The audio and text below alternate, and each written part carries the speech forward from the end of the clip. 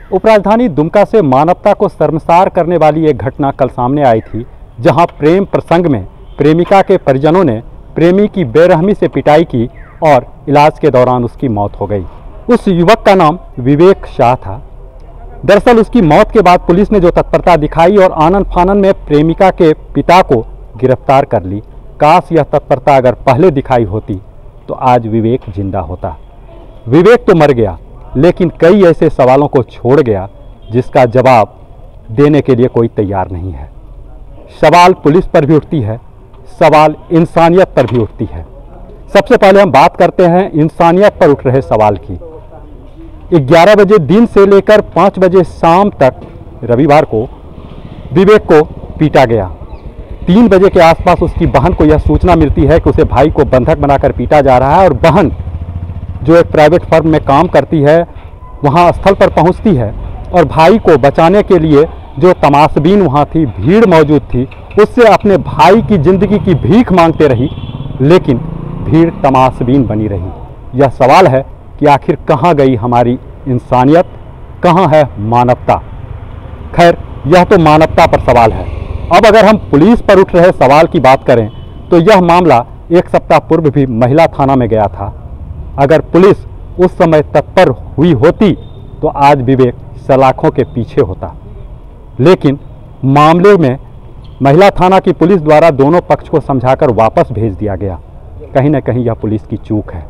तीसरा सवाल जो पुलिस पर उठ रहा है, शहर से सटे उस मोहल्ले में घंटों विवेक को बंधक बनाकर पीटा गया, लेकिन पुलिस को इसकी भनक तक नहीं मिली। विवेक के माता पिता ही पुलिस को लेकर जब घटनास्थल पर पहुंची तब भीड़ तंत्र से या प्रेमिका के परिजनों से विवेक को बचाकर हॉस्पिटल में भर्ती कराया गया। ये लड़का चूंकि वहां गया था, ये जो मोहल्ला में जो गया था, इस संबंध में जब पुलिस को पता चला तो त्वरित कार्रवाई की गई और जैसे प्रतीत होता है कि इमीडिएट तौर पर जो लड़की के घर पर गया था तो लड़की के घर वालों को ये बढ़िया ये एक्चुअली अनईजी फील हुआ और उसके जो मेल मेंबर्स हैं वो सामने आकर के उससे पीटने लगे। तो इस क्रम में हमने एक केस भी किया है और लड़की की तरफ से भी केस किया है, लेकिन चूंकि ये मृत हो गया है और ये बहुत सीरियस मैटर का केस है और इसमें तुरंत एक्शन करते हुए जो एक व्यक्ति को इसमें गिरफ्तार किया गया है कल और एक अभी फरार है, चूंकि इमीडिएटली गिरफ्तार किया जाए। मामला पूर्व में भी महिला थाना गया हुआ था, उसके बावजूद भी वो अगर नहीं, वो इमीडिएटली तौर पर एक ने आवेश में आकर के वहां पर चला गया था कि किसी को बताया भी नहीं कि हम जा रहे हैं वहां पर, और चूंकि वहां पर अपने आप में एक रिफ्ट था दोनों परिवार के बीच में, तो वहां पर पहुंच करके नागवार गुजरा फैमिली मेंबर्स को कि लड़की के पास वो पहुंचा है, लेकिन वो अपने कानून को अपने हाथ में ले लिए और उसे मारने लगे। ये सब जो केस कब होता है, जब इसको पनपने दिया जाता है। जब भी आपको ये फैमिली में ये पता चलता है कि हमारा कोई मेंबर मेल या फीमेल मेंबर इस सब में इन्वॉल्व है, तो तुरंत जो है कि उसको बुला करके काउंसलिंग करना बहुत जरूरी होता है। जब उसको छोड़ दिया जाता है, रिफ्ट होता है, बातचीत नहीं होता है, तभी ये जो है आगे बढ़ करके ये सब घटना में तब्दील हो जाता है। तो सोशली रूप से भी इसमें कॉन्शियस रहना बहुत जरूरी है।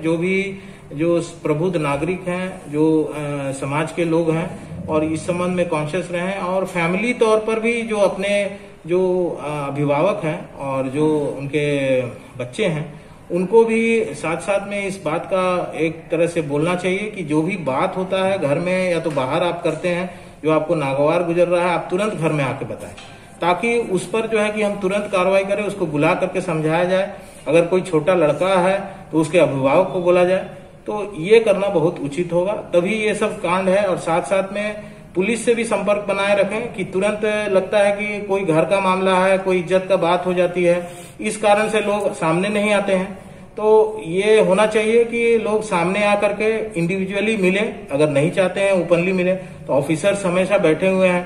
हम बैठते हैं अपने ऑफिस में, रोज अपने लोगों को पब्लिक से मिलते हैं, डीएसपीज रहते हैं, इंस्पेक्टर्स रहते हैं, तो उनसे आकर के बोले, फोन से भी अगर संपर्क कर लेंगे तो हम लोग उस पर कार्रवाई करेंगे। और इस संबंध में जो दोनों केस भी दर्ज की गई थी, परंतु जो ऐसा हुआ अनफॉर्चुनेट इंसिडेंट उसमें हो गया।